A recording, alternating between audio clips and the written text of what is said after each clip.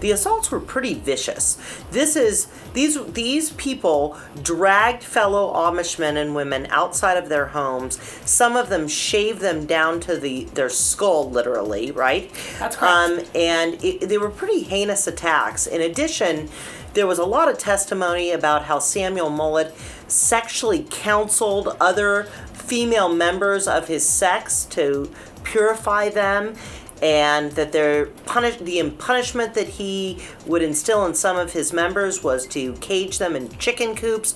So I knew that this was one of those cases where a jury would be gravely offended by his conduct. The testimony where the prosecution is bringing people who are describing how insular this community is and how bizarre some of these actions are and how violent so many of them are. They wanted to convict for something, but hate crimes? Really? Amish on Amish attacks are hate crimes? Ryan, I think it is. I absolutely believe that it was a hate crime, and it was a hate crime because he ordered these attacks because they were acting less Amish than he thought they should have. I agree with you, Alison. I was on the same page. I thought he'd be convicted the entire time. This bishop sort of talked about, we have our own laws in our cities, and he wanted to enact his own form of justice in his community.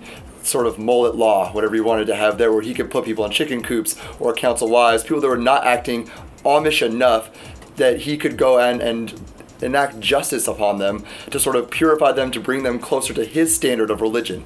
If his standard of religion is different than the rest of the members of his sect or other members of the Amish community, and he's going to punish them because of that religious intolerance, that religious difference, then it is motivated by religion. And when you have these assaults and the motivation factor, it fits within the two requirements for this federal hate crime statute.